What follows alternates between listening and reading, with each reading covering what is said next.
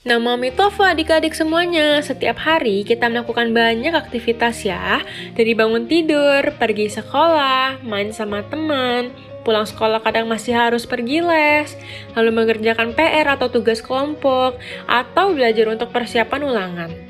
Keseharian kita begitu sibuk, kita jarang sekali merasakan hening yang menenangkan. Terkadang meskipun kita diam, di dalam hati kita pun juga berbicara. Coba kita perhatikan botol air ini. Di dalam botol air ini ada pasir. Kemudian botol ini kita kocok-kocok. Apa yang terjadi adik-adik? Air di dalam botol menjadi keruh ya.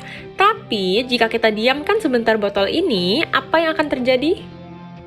Pasirnya perlahan akan mengendap dan air kembali jernih. Ilustrasi tadi menggambarkan pikiran kita ya adik-adik. Botol yang dikocok-kocok dan airnya menjadi keruh, ini sama dengan pikiran kita yang sibuk. Saat kita sibuk, pikiran kita menjadi tidak tenang. Kita pun menjadi gelisah, takut, dan khawatir.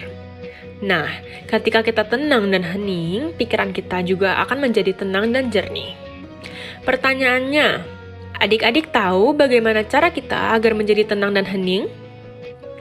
Betul sekali, meditasi adalah cara yang akan membuat badan dan hati kita menjadi tenang dan hening. Ketika badan kita terasa lelah atau capek, kita perlu tidur agar kita bisa kembali merasa segar.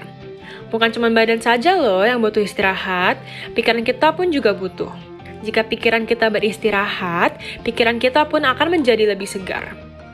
Adik-adik tahu tidak, selain membuat pikiran beristirahat dan menjadi tenang, meditasi juga memiliki manfaat yang lain loh, yaitu kita menjadi lebih konsentrasi, lebih terkendali dalam melakukan segala sesuatu, menjadi lebih santai dan segar, dan tentunya akan membuat kita menjadi lebih baik dan bahagia. Siapa yang bilang anak-anak tidak bisa bermeditasi? Kita bisa kok bermeditasi meskipun masih kecil. Ingat tidak Pangeran Siddhartha yang bermeditasi di bawah pohon jambu ketika perayaan Bajak Istana? Untuk menenangkan hati Pangeran Siddhartha yang saat itu sedang merasa sedih, Pangeran Siddhartha pergi mencari tempat yang tenang untuk bermeditasi. Pertanyaan berikutnya adalah, apa yang kita lakukan ketika bermeditasi? Yang pastinya, adik-adik harus mencari tempat yang tenang dulu jika ingin bermeditasi.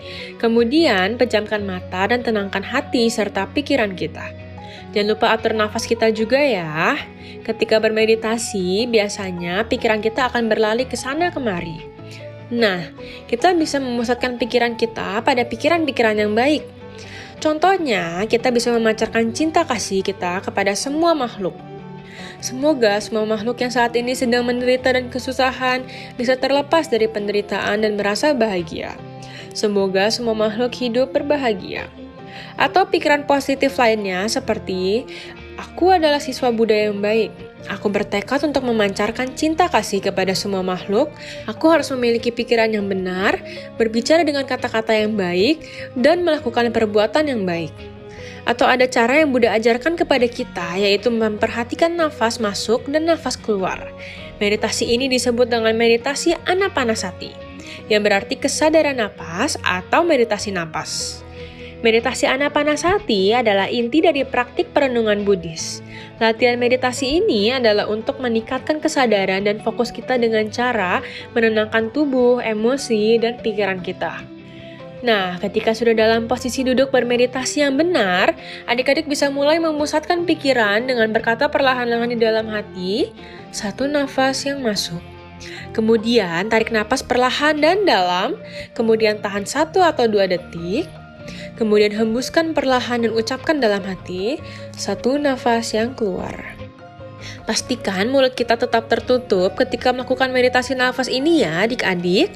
Lakukan latihan ini sebanyak 10 atau 15 kali dan pusatkan perhatian ke nafas kita. Ini adalah cara yang baik untuk melatih konsentrasi.